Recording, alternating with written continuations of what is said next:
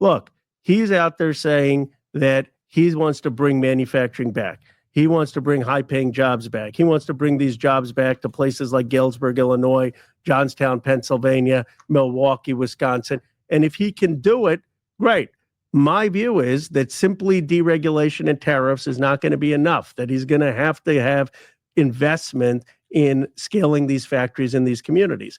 Yeah, this PBD podcast. Look who showed up. Ro Khanna. This is a fun combination, something we don't see too often. A Democrat, an active Democrat, willing to go on shows like Nick Cruz and the Revolutionary Blackout Network, and then PBD. Much respect to Ro Khanna. He can sit down and have these conversations. He's not perfect. I do not support him.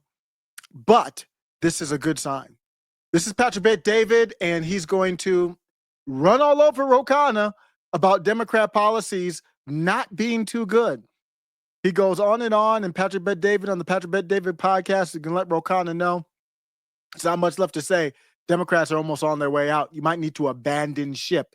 Alert, alert, abandon ship. And that's the difference. But I don't think the Democratic Party should be afraid to say, we want to be the party of reform. We want to be the party of building America. We're the party of innovators. And you know what the great news is? There's no Donald Trump in 2028. I mean, Donald Trump is a unique, phenomenal candidate. And on my side, people who think that... That's fair. He's saying that this is Ro Khanna on what Patrick Bet-David saying, if there's no Donald Trump, it might not be the same, just like the midterms.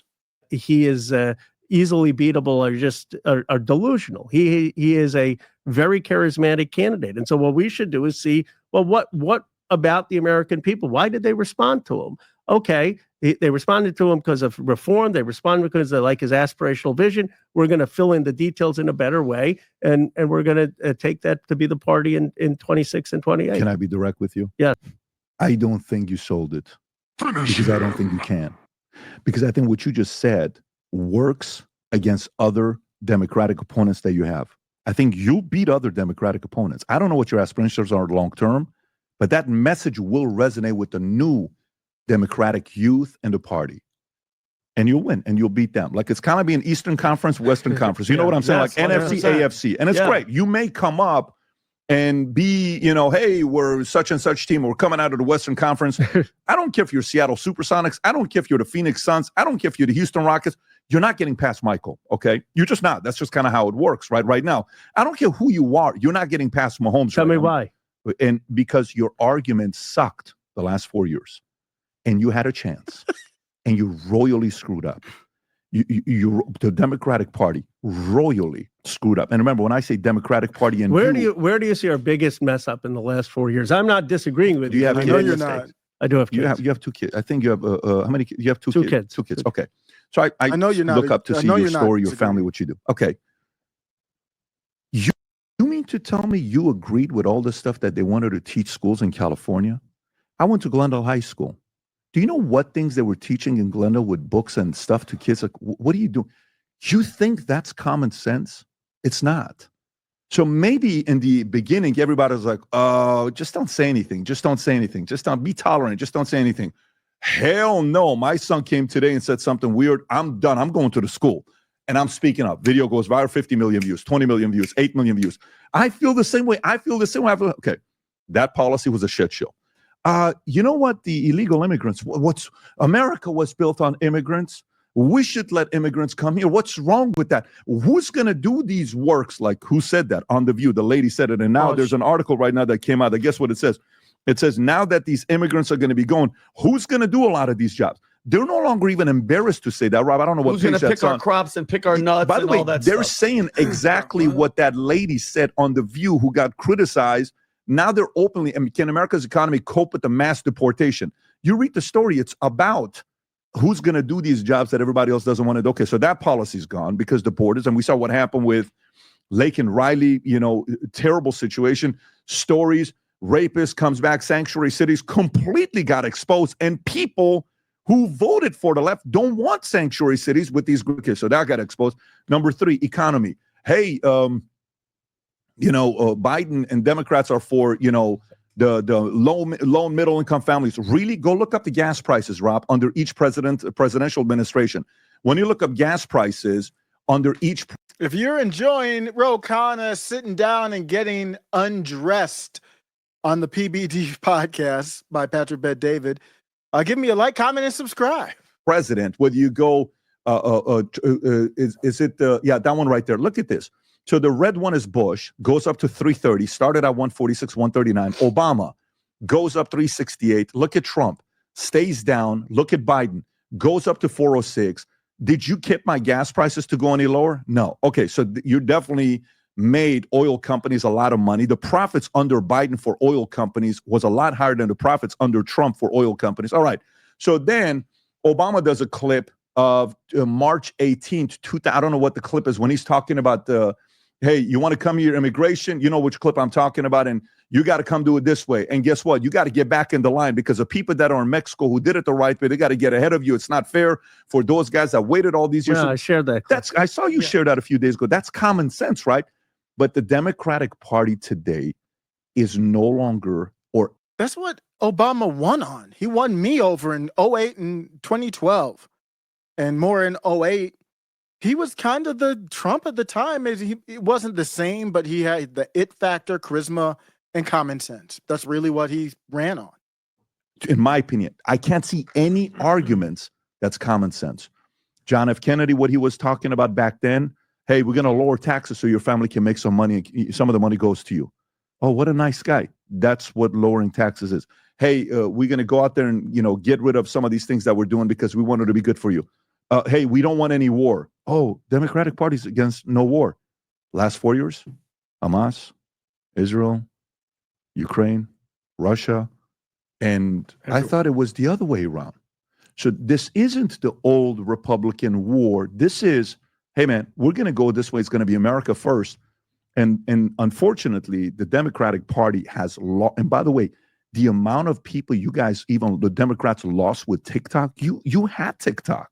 So if we look at right now what the Democratic Party still owns, think about it, that you have majority control of. Military is getting rid of DEI. Pete Heck said you're seeing him going around doing all the stuff that he's doing. Okay. You guys used to have TikTok because China was using it, the left, brainwash, all that stuff, and then flipped. Charlie Kirk, 5 million followers, 40 million views, 36 million views, 28 million views, 32 million views. Why is that resonating? Because the youth is saying, listen, this makes sense. Okay. Your biggest edge that you still have, that you have a monopoly on, and it's not even close. And it's going to be a problem for 80 years, unless if this gets addressed today. You know what it is? What? 98% of English teachers in public schools, they track their money. 98% of English teachers gave their money to Democratic Party. 97% was of health and guidance and science. 87% of math gave to Democratic Party. Only 13% gave to Republican Party. So the average person sends their kids to public schools for 12 years. They're going to be persuaded, manipulated, brainwashed by the Democratic Party. You have that control. And it's so powerful that you have that. Because parents that can't afford to send their kids to private school and can't afford to do homeschooling because they both got a job, they don't know how to do that. It's tough on them. They have to send them to public school. Private school is worse than public school at times. So you have as far as going Democrat, not that Republicans are better. So you got to homeschool, whether they're at school or not. At home is where this all happens. That you have possibly the most powerful monopoly in America, possibly the most powerful monopoly in America, and that you have long term. But even that, kids are now having access to social media, to TikTok, to Instagram. They're like, I don't know if I agree with you, teacher. I don't know if I agree with you, teacher. I don't. And now people are watching Charlie Kirk. Let me talk real quick before we wrap this one up. Who is Ro Khanna? Ro Khanna is a congressman, and he's had a interesting kind of path in his political career. Early in politics, Ro Khanna, his real name is Rohit, or Rohit. Rohit is how I think you would pronounce it. Another Jeet. He was born around the time I was born, 1976, to Indian immigrant parents, grew up near Philadelphia. He volunteered for Barack Obama's Illinois State Senate campaign, so he knows Obama's quotes very well. He's a very smart guy. With Pelosi's mentorship, Ro Khanna joined the Obama administration in 2009. Returning to California, he set his sights on the 17th Congressional District in Silicon Valley. That's the one with all the heavy hitters. He nearly ran in 2012. I kind of remember that, actually. And then he challenged longtime Democrat Mike Honda. Ro Khanna's 2014 campaign cast him as that young, hip, tech-savvy reformer. Believe it or not, it was a generational battle between the youth and the old, and he won. And he ran again in 2016. And he was able to fill a Senate seat temporarily, couldn't win it, and he is in Congress. I'll tell you about his wife. His wife had a stock trading issue. I'll tell you that after we're done. How many other small Charlie Crooks are going to be out there going on campuses? 1, 2, or hundreds, thousands? Who right now watches that business model and saying, that's exactly what I want to do? Debate me, debate me, debate me. I think this is going to be very interesting because sincerely, when I watch what happened on the other side, I think you guys have no argument, even minimum wage. Make the argument for minimum wage. Okay? We got to raise the minimum wage. All right. Trump's probably going to... Is Ro Khanna there? What's happening?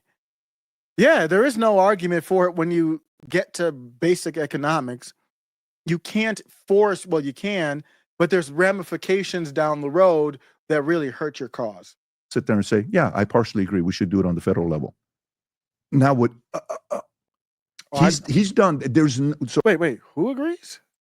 I don't think that's a bad day. We got to raise the minimum wage. All right. Trump's probably going to sit there and say, "Yeah, I partially agree. We should do it on the federal level." Now what? Why would he say that? I don't know what's going on there. He's done. That's what I'm trying to find out. For leftists, don't get me wrong. I want people to have higher wages, but you can't force it. The way you force it really is competition. Truly, what is the one thing that the Democratic Party has an edge today where the average person could say, I relate to you guys? So that's a lot. Let me first say this, that I'm not going to say the Democratic Party is perfect. I'm part of the people calling for reform of the party. Let's start with the cultural issues. I think we have to assure families that they're going to have a say in their kids' education, that it's going to be common sense. And even where I take positions where I may disagree with people. Look, we may have a different view on transgender rights, LGBTQ rights. I don't know your positions. We've got to stop coming off like we're better than people or condescending, or that we can't have a disagreement with people on social and cultural issues and respect that. Why are you even talking about Transformers? Gosh, these guys, I'm telling you, man, I listen to the left a lot. You talk about such a small percentage of the population. There's no rights taken away from these this Transformer population. They talk about them a lot. But what can Democrats do? Ro Khanna is doing it right now. But before I get to that take, let's look at it. His wife. One notable controversy surrounding Ro Khanna involves stock trades by his wife, Ritu Ahuja Khanna, and the ethical questions they raise. Despite Khanna's vocal stance against congressional stock trading, his family's financial activities have come under scrutiny and in the press by the public. Here's an overview. Investments at odds with rhetoric. In 2021, reports revealed that Ritu, who comes from a wealthy family trust, held substantial investments in industries like fossil fuels and defense, sectors that Ro Khanna has criticized. Trading during sensitive events. Further controversy arose from the timing of certain trades. Early 2023, during turmoil in the banking sector, Ro Khanna's wife and children sold stock in First Republic Bank. Remember when the bank collapsed? Just before the bank stock price plummeted. How did they know that? They're so good. They're just so excellent. Specific holdings. She had holdings in big oil, and they're supposed to be anti-Russia. She had holdings in Russia. Ro Khanna had a response. He said that he does not personally trade stocks and has no direct control over his wife's pre-marriage investments. Even though you can tell he's an empty soup, there's nothing there, there's no substance, there's not a real human being to talk to, he is taking the first step, and that is coming on to somebody's podcast, taking the heat, even though you're questions sound cornier than Cory Booker. You're making Cory Booker doesn't do this. Kamala Harris never did this. We saw her edited CBS video. So I do say you're taking the step it's a baby step, but it's a step in the right direction. The next clip is ready below. Welcome to After Show Carnage.